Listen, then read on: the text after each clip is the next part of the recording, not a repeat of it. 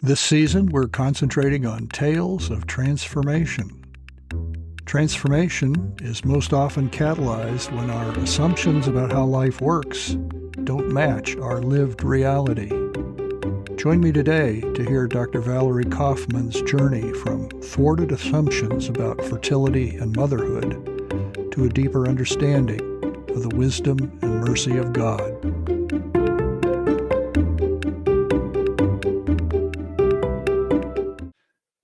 All right, we're talking today with Valerie Coffman. Valerie, likewise, like all the people I'm going to interview this season, was one of my students back in the day. We won't talk about how many years have gone by since then. Please don't. So Valerie has somewhat unusual set of gifts. I think when I met Valerie, she was a math major. Yes. And then got involved with some genetics research that I was working on, and has kind of melded her mathematical approach to pursuit of biological questions. Many biologists are absolutely horrified at mathematics.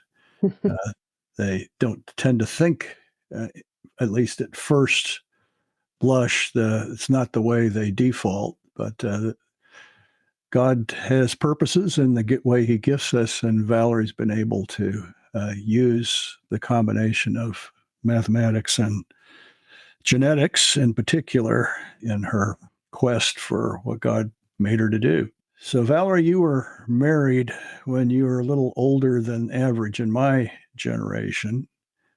This came after time you were involved in biological research in California, and then some years into your pursuit of a PhD in molecular genetics from Ohio State. Mm-hmm. You were married at what point in your graduate school journey then? I had just finished my second year when I got married. It was a little frightening to have to ask my advisor for time off to go get married and go on a honeymoon, but I was fortunate to have enough research ready to go for a paper. So I was simultaneously planning a wedding and working on writing a paper, my first paper that I'd ever written, which isn't easy.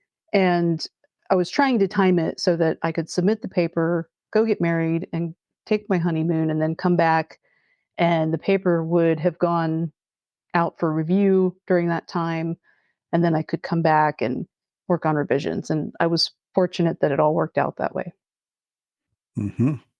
Part of the graduate school journey is not disappointing the people who will make the ultimate decisions about whether you move on. Exactly. My advisor was a workaholic, so I had to be Yes, careful asking for time off. my PhD advisor was too.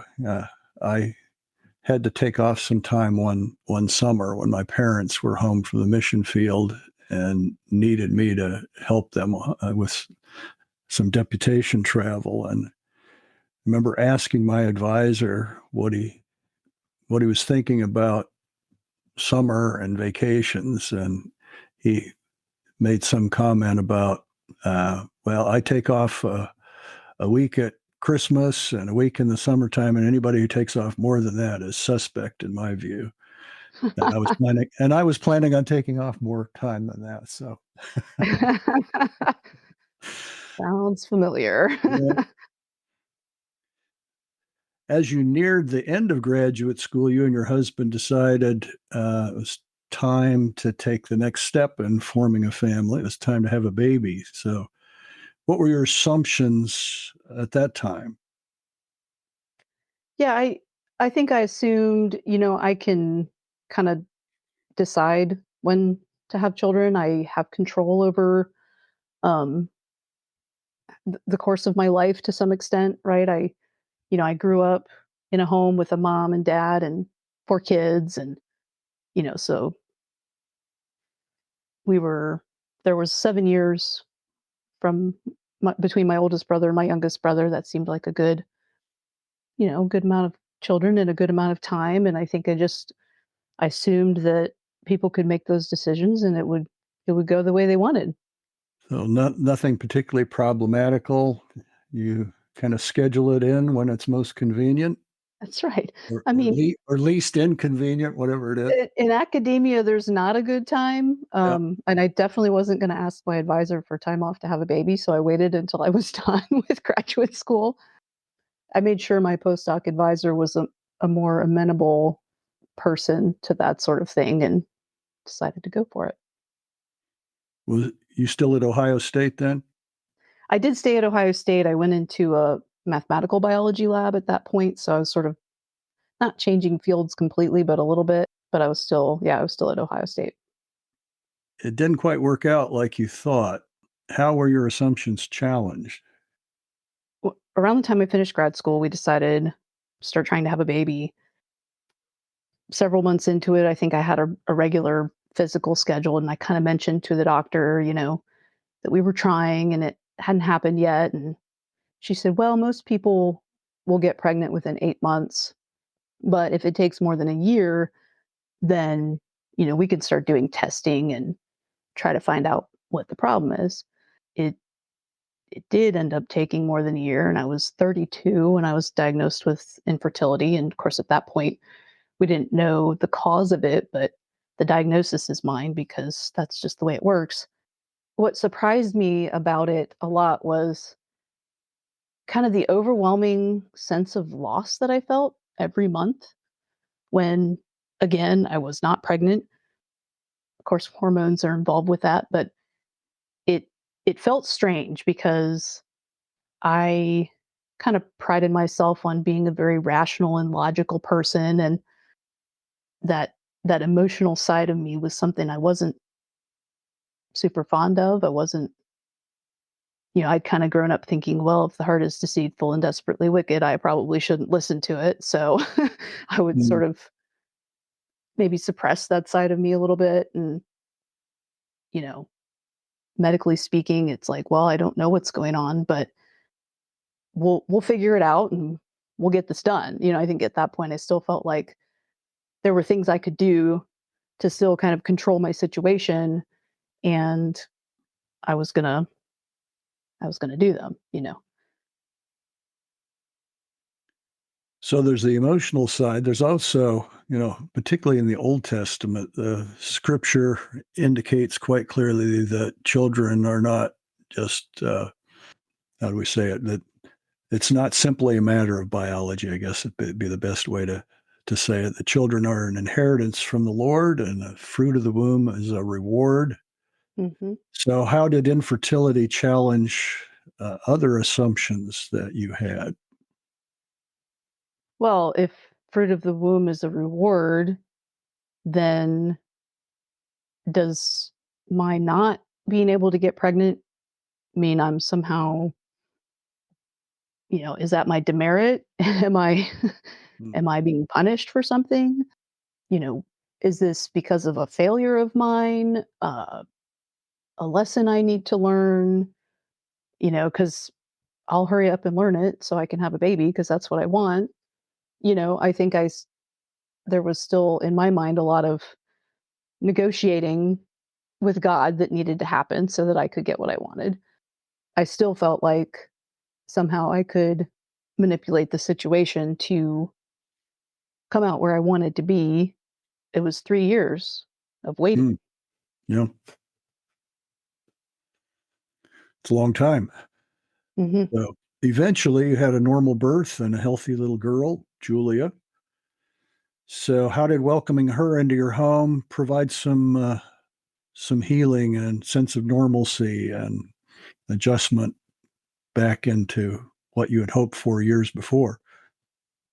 Yes, Julia is a big blessing in our lives. Before I got pregnant with her, I really had started to feel kinda disillusioned with life, kind of, what's the point? What's the purpose?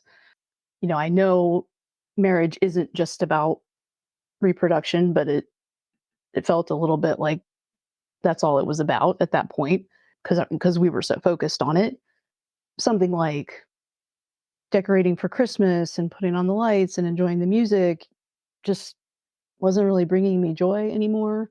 things I had always enjoyed, it was just kind of like, okay, I'm going through the motions. I don't know why we do this.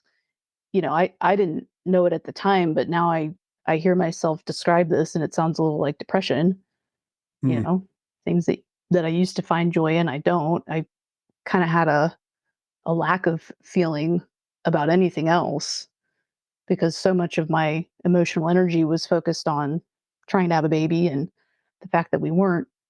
When Julia came along, it was really a fresh perspective on my life. I used to imagine her, she would look around with sort of wonder in her eyes, and I would imagine her saying, "I've never seen this before in my life," because literally everything is new. And it made me see things with new eyes, fresh perspective, I would say. It was very helpful to me. I felt like my identity was complete in a way, I was a scientist, I was a wife, I was a child of God, but I desperately wanted to be a mother. And so, now that I could claim that identity as my own, it was a relief. But I kind of even then still wanted more. I grew up with three brothers, and I just sort of thought siblings was the way to go. So I still hoped that I would have more children. hmm And maybe assumed that now, things were back to normal and in due course you would have other children. But after Julia, you had several miscarriages. So miscarriage is not a totally atypical part of the life of married couples. My Hmm. wife and I have had a couple. Several of our children have had miscarriages as well. What kind of challenge did the miscarriages create for you? Yeah, after Julia, it seemed surprisingly easy for me to get pregnant, but surprisingly difficult for me to keep a pregnancy. And that's what's known as secondary infertility. So it's unclear whether the cause was even the same as it was originally. But I think I learned for sure that there's a whole lot we still don't know about reproduction. And I think that's probably on purpose. There's a great mystery surrounding all of that, right down to the arguments over, when is it alive? When is it human? When is it?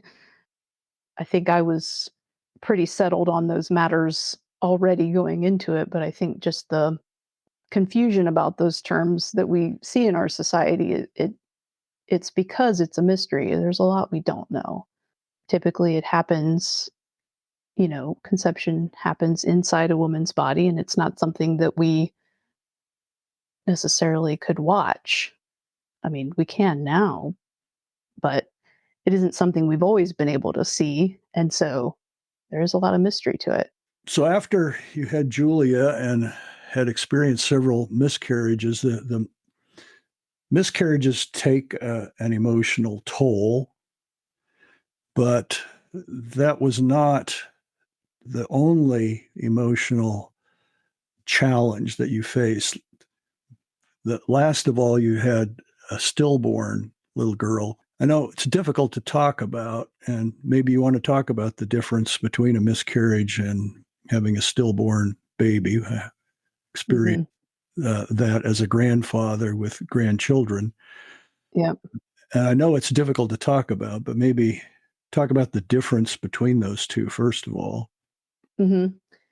So, yeah, medically speaking, a miscarriage happens before 20 weeks, and a stillbirth is when you lose a pregnancy after 20 weeks.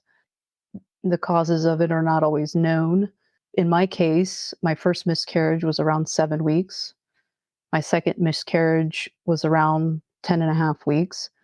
And it was like with each subsequent pregnancy, when I would make it past the point that I had miscarried before, I would kind of breathe a sigh of relief, not knowing that the challenge was yet to come.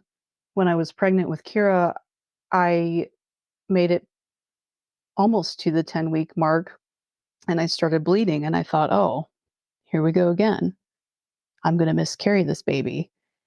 And I went in, got an ultrasound. They said the baby's fine. Boy, was I shocked. I was like, okay, but I'm bleeding. They're like, well, you have a subchorionic hemorrhage. We don't know why, but you know, you may bleed some more. Baby's fine. Okay. This went on. I was bleeding off and on, going in for ultrasounds. Baby was fine. At some point, they told me my placenta was sitting down low, and that was probably the cause of the continued bleeding. They did say there was a risk of infection, but I don't think I understood what danger was lurking behind that risk. Nobody told me that if the placenta became infected, I could go into preterm labor, which is what happened. I always find the term stillbirth a little bit ironic in my case because a lot of times the way it goes, somebody goes in for a regular appointment, they find out that the baby has died, and then the body goes into labor to expel a dead fetus. Mm. This was not the case for me. She was alive and well. I could feel her moving. My water broke. So I went to an emergency room. They did an ultrasound. I heard her heartbeat. And this was just a couple hours before she was born. But of course, they told me, you know, you're having a baby and she's not going to make it because it's too early. So when she was born, she officially didn't have a heartbeat. So she was officially a stillborn. But I know she was alive just hours before that, which so it always feels like that term doesn't quite do it justice. Mhm.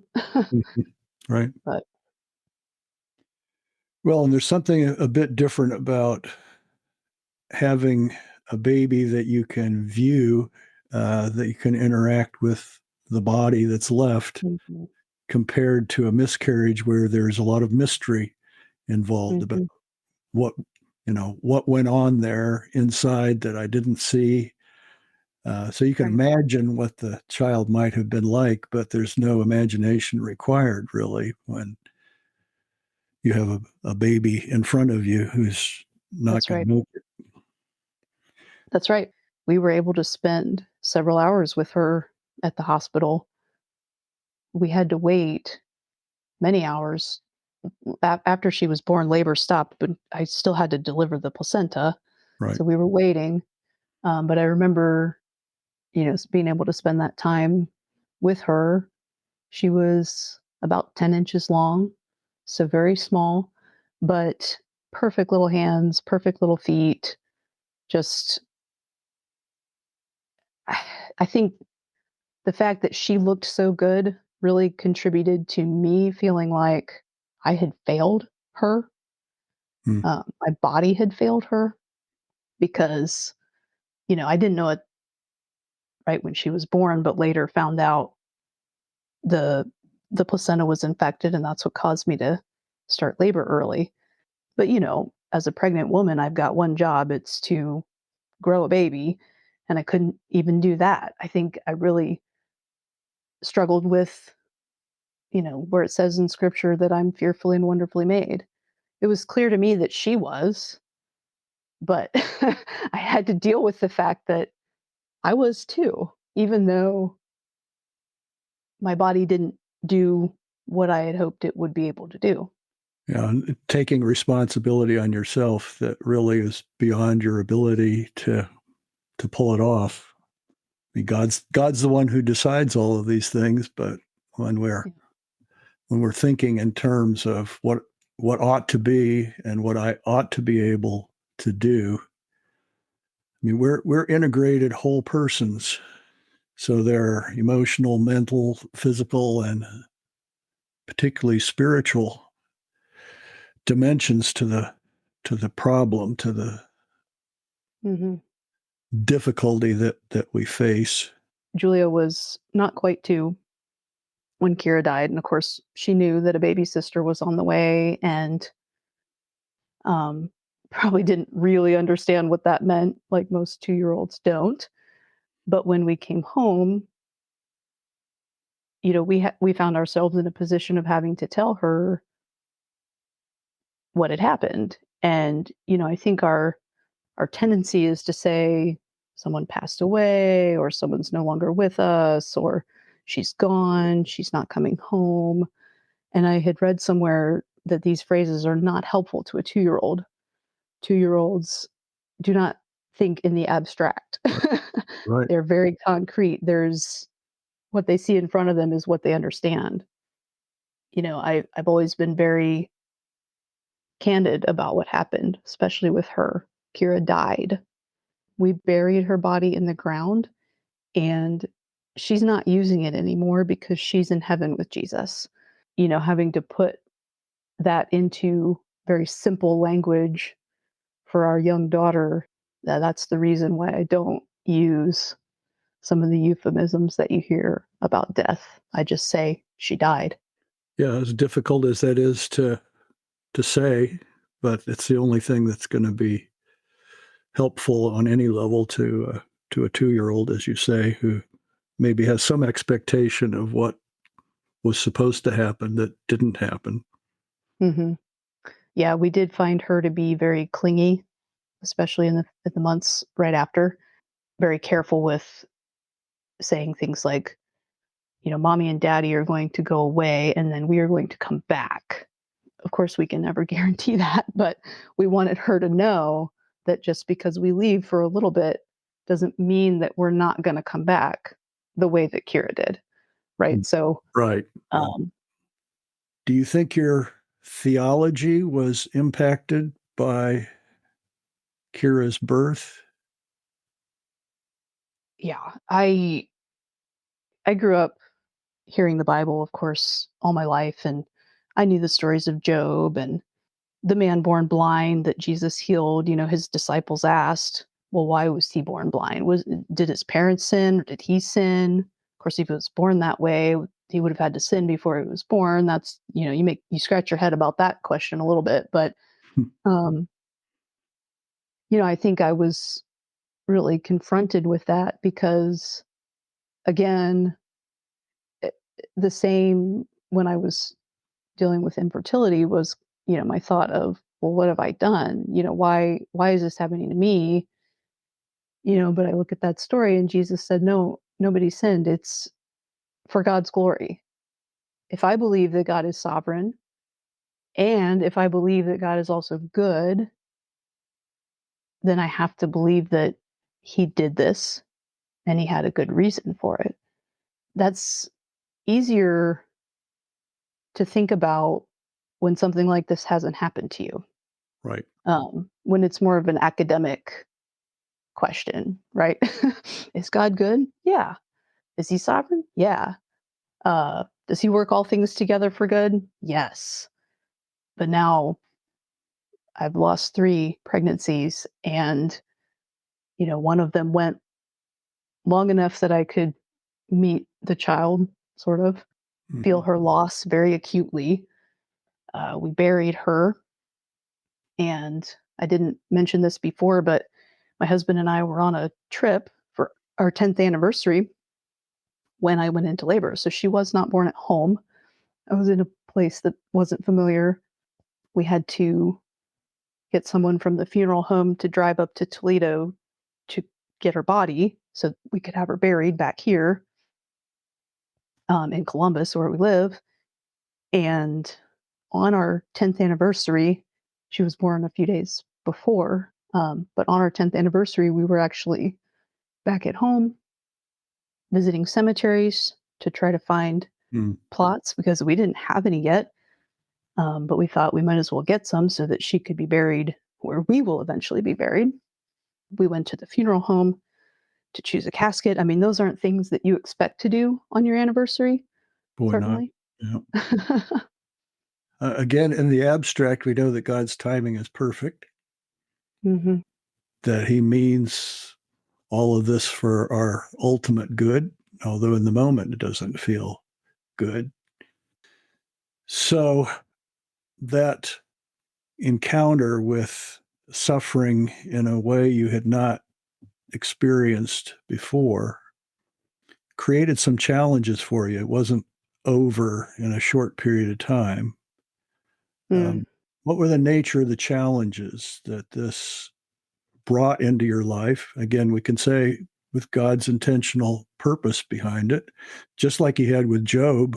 At the end of Job, Job said, I've heard of you by the hearing of the ear, but now my eye sees you. And, like Job was a different man at the end because of what God had done. Right. So that was a process. Obviously, that's the end of Job. And, you know, in the middle, Job hangs on real well for about 3 chapters. And then things start going in odd directions, part of it from his non-helpful friends, but part of it for Job's out loud anguish struggle with what he's experiencing, that he doesn't feel like he's deserving of this set of events in his life. So is there any parallel to that in your story? Yeah, I read somewhere that the only way to get past grief was to go through it. Hmm. Um, and that was a tough thing. I think probably a lot of us have heard of the 5 stages of grief, and I came to recognize some of them in me, but I also realized that they don't just come neatly and in order. It's almost like you're bouncing back and forth between all of them, sometimes all at once, and sometimes you don't know which way is up. And, I think mentally, this type of thing, this type of loss and grief, it takes up a lot of space and time in your brain. You're saying it kind of takes over your life? Yeah. I just felt like I didn't have much capacity to think about anything Uh-huh. else Yeah. for a while. When I was dealing with infertility, the clinic where we were being treated required a visit to a therapist. That was my first experience with such a thing. I found it to be very beneficial. And so after the loss, I was looking into therapy. My company provided 3 free sessions at the time related to an incident. So I would be able to claim those sessions.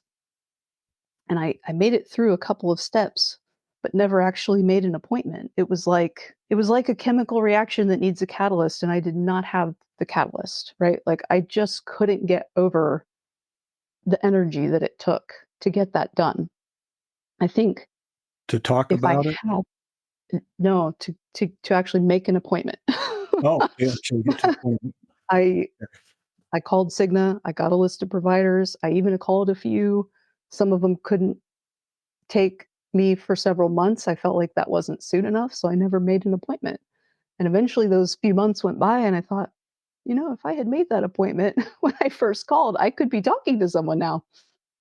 Eventually I found other ways to get through it, but I think that is a good example of how everything is hard when this kind of thing happens. It affects all of you. Besides the lack of uh, energy to follow through, do you think maybe there was some difference in your mind, some conflict about whether or not this was going to be worth the investment if I actually went? Well, during our infertility treatments, I had found the therapist to be helpful. I had left her office thinking that maybe I could handle it if I never had a baby. So I did feel that it was very helpful. I think I knew that it would be helpful to talk to someone, but at the same time, I just couldn't get it done. I just couldn't make the appointment. So there could have been a part of me that was not willing to do it, maybe not ready to talk about it, Mm-hmm. even though I thought I wanted to. So, yeah, certainly that could be part of it. I think, physically, I had baby weight to lose, something that I hadn't realized before. A friend of mine who had a stillborn baby had reached out to me when it happened, and she warned me, your milk will come in. And she sort of helped me through that and how to relieve the pressure, but also not the more milk you produce and release, the more you'll produce. So it's kind of a vicious cycle, and you don't want to keep producing milk at that point. Mm. And so, I mean, that was just something that I had to deal with physically that I never even would have anticipated. I had a pretty bad separation of my abdominal muscles, which I went to physical therapy for. And physical therapy actually ended up being, I think, one of the best things for me because that mental focus that I had on the exercise really gave me something else to think about. And I've heard grief compared to like your fight or flight response. Like, Hmm. and I think it's probably true with other mental health struggles. You know, your body inherently knows that something is wrong, and the response is almost physiologically the same as if you're afraid. Exercise and movement really turns out to be very good for someone in those situations, even when it's mostly an emotional kind of struggle or a mental kind of struggle. I found physical therapy and, going on a walk in the middle of the day to be some of the best coping mechanisms that I came up with. I was also journaling. So those kinds of things helped me through it. Christians who haven't faced mental health challenges may be naively simplistic when they interact with people who do. What are some unhelpful ways that you've seen it happen or heard of it happening? People who are simplistic about other people's mental health challenges. Yeah, I think before I went through all this, I probably thought that you could just tell someone with that kind of a struggle to stop, and they could. And I don't think that anymore. That's very, very simplistic view of it.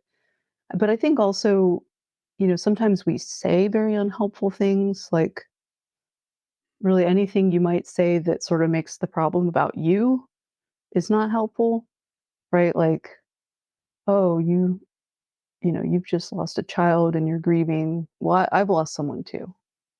And we Mm, think that I've we're got a parallel situation. Yeah, like, we think that we're being helpful and sort of, coming alongside them in their misery, but in fact, it's not about you, and that shouldn't be the first thing out of your mouth. In fact, sometimes there isn't a right thing to say. I think something I've learned through all of this is that, sometimes just being there is really the best thing you can do. When I was in the hospital earlier this year, I read a book called Just Show Up. It was written by a cancer patient and a friend of hers. And it was literally about just showing up. And how do you show up for someone who is suffering and struggling through something? I think we've all been guilty of saying, hey, let me know how I can help, right? Because we say it out of a genuine desire to be helpful, not realizing that the person who is suffering is really, like I said, mentally it's very big. It takes up a lot of time and space. I don't everything is hard. I don't even have the capacity to figure out how you can help me. Mhm.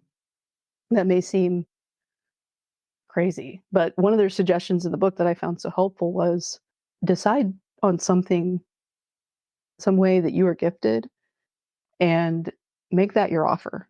So maybe you'll say, when can I watch your children? Or even, I'm picking your kids up from school today and watching them for the afternoon. And now, you've taken that responsibility for a decision off of that person's plate. And sometimes that's the most helpful thing you can do. Yeah. When their bandwidth is almost non-existent anyway, Right. they have at least enough to agree to something that sounds like that might be helpful. Right. Right. Right. Or you show up with your cleaning supplies and say, hey, I'm cleaning your house. Um, you know, which room do you want me to start in? Yeah, practical kinds of things. I remember reading about somebody who, when they heard about a death in their church family, would show up. Their way of interacting was, all right, there's a funeral coming up and everybody needs to be dressed properly. So my thing is, I'll shine everybody's shoes. Mm-hmm. Yeah. You don't have to interact with me at all. I'm just going to ask, what shoes are you going to wear? And I'm going to make sure that they're all shined. We've got the lesson of Job's friends who realized that something as catastrophic as Job had experienced, they probably should shut up for a while, which happened for a little while. Yes. They did just show up and didn't say anything for a while. It's when In the they beginning. started Yeah. vocalizing their views about why this had happened and how Job could get on the other side of it. That's when things went the wrong direction. And I think Yep. there are definitely lessons for us in that. Right. So you talked about some really practical things. What treatment options for mental health struggles do you now see differently? Does it go beyond seeing a therapist? Yeah, I mean, I think we know more about this kind of stuff probably now than even when I was a kid. I don't remember anybody talking about mental health when I was a kid. I remember uh, another kid in my high school who committed suicide, and I felt like the attitude of most adults around me was, well, he made a wrong choice and he should have known better. And that's not helpful to anyone. I definitely believe therapy can be helpful. I also think that sometimes medications are going to be needed. That wasn't something that I ended up needing. It may be in some cases beneficial to take care of those chemical imbalances. And I think at one point in my life, I would have thought that person just needs more prayer and more scripture and more worship. But I don't think those things can always handle it. Though they are good, I don't think that can always be enough. For me, I felt like my worship in the days after Kira's death, it was mostly prayerful. I might be singing a song like "It Is Well with My Soul." In fact, we sang it at the graveside, but in my heart, that was a prayer. Like, Lord, I desperately want it to be well with my soul, but it doesn't feel like it's very well right now. Mm-hmm. That's more what was going on in my mind, when I was singing that. There's another song we sing in church called "He Will Hold Me Fast," Right. Yeah. and that first line, "When I fear, my faith will fail." I mean, I told the Lord many times after Kira's death, like, I don't have it in me to remain faithful. You know, God has to do this. He has to hold me fast because on my own, I look at this situation and I go, it's terrible. It's hopeless. It's not what any of us wanted for our family and for our lives. And yet it's where we are. And if we're going to continue to follow God and worship, then, He's going to have to grab a hold of us and not let us go, which we know that He does. Um, there's there's another song we sing where there's a line that says, "From life's first cry to final breath." Yeah. And I always, every time I sing it, I mean, for several years, every time I would sing that song, I would be in tears. But I would think about the fact that sometimes there is no first cry or final breath. Kira didn't have those, Mm. but it's still in His hands. It's still in His will, and I've always been firm in my theology that she went straight to heaven. We wrote on her tombstone, "Born into the arms of Jesus," because that is what we believe. Mm-hmm. We will see her again someday. So that part, I guess, was comforting to me. The fact that I know where she is, I know I will see her again, and I know that she was spared a lot of suffering Mm. herself. Indeed. Well, mental health challenges are part of the Christian experience. We talked about Job, another person, and maybe we'll close with this. In the 1700s, a poet and hymn writer, William Cowper, wrote out of deep spiritual and emotional struggles his poetry and his hymns. And Cowper wrote, among other hymns, God moves in a mysterious way, his wonders to perform. Sometimes a light surprises, And probably the best known one, there is a fountain filled with blood. Mm-hmm. So those are all theologically sound meditations on theological truth that would make you think Cooper always had the upper hand in his life, but that's not the case. In fact, I think some people who are gifted in expressing theological truth with emotional depth have some challenges that the rest of us don't experience. In a poem called The Castaway, Cooper wrote these words: "No voice divine the storm allayed, no light propitious shone. When snatched from all effectual aid, we perished, each alone. But I, beneath a rougher sea, and whelmed in deeper gulfs than he." That obviously was not when he was on top mentally and emotionally, spiritually. Mm-hmm. I think it's interesting, particularly in light of the practical nature of what we've talked about helping people who are in the midst of that. One of Cooper's friends, who was his pastor for a time and was a friend and counselor for life, was John Newton, who, of course, wrote Amazing Grace. Mm-hmm. And Newton never gave up on Cooper, even though Cooper never renounced his faith, remained a Christian until the end. Cooper was actually so emotionally and spiritually distraught that he stopped attending church the last 27 years of his life, which is shocking, really, Mm-hmm. that Newton would not just write him off. In fact, they didn't live in the same town anymore at that point. They lived some distance from each other, but Newton didn't give up on him. When we have friends, family members who are struggling spiritually, we need to resist the temptation to make a quick, rational diagnosis of what's happened and why it's happened and how they get out of this. Mm-hmm. We don't know the depth of the person's struggles. We're not the ones who are anybody's savior who comes along to fix them and get them out of their problems. So, as one writer put it, if we only hear the testimonies of those who overcame, it can feel like it's our fault if we're not healed. If we're the one who's not healed, then Mm-hmm. it must be our fault because God obviously is capable and it's not happening to me, so it must be my fault. Does that strike a responsive chord in you? Yeah, it's interesting to talk about Cooper because some of those songs that you mentioned were part of a compilation that I put together for myself in the months after Kira's death. I Hmm.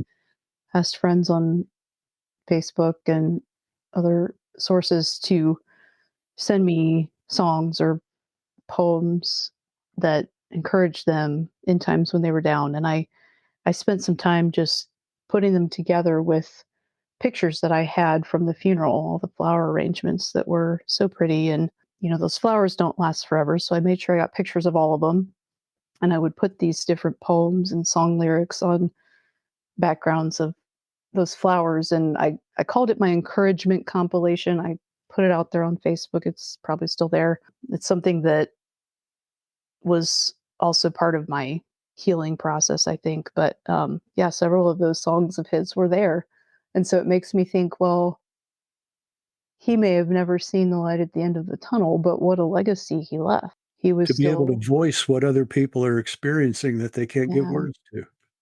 right. He was still able to encourage me. Yeah, what a legacy. I mean, I hope that I can be one who, I think it's Paul says that we can comfort others with the comfort that we've been given from God. And of course, maybe Cooper never really felt comforted, but he certainly knew how to lament. And I think that's something we as Christians are not always good at.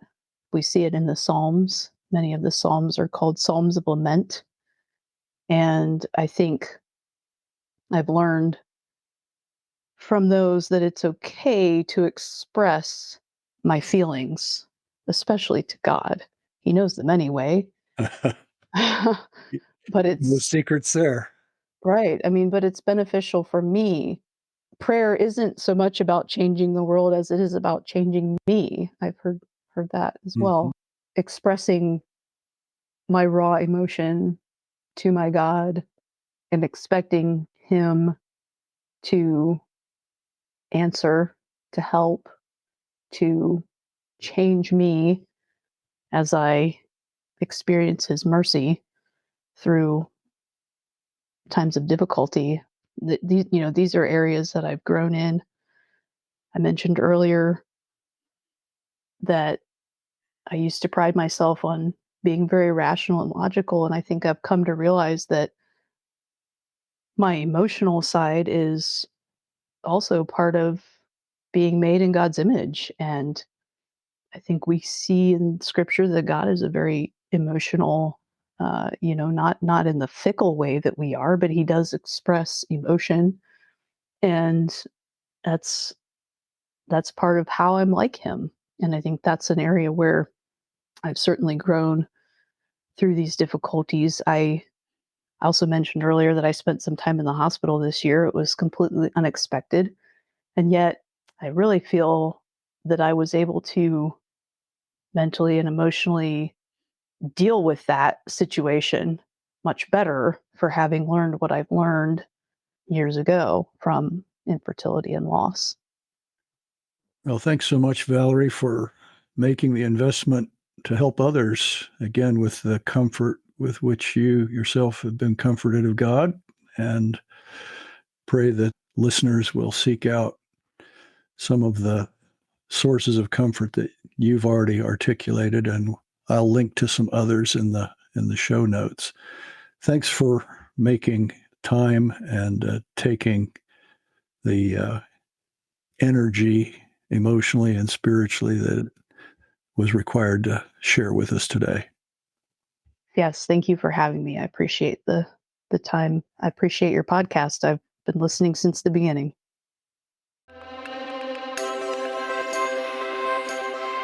Join me in 2 weeks as we hear another tale of transformation.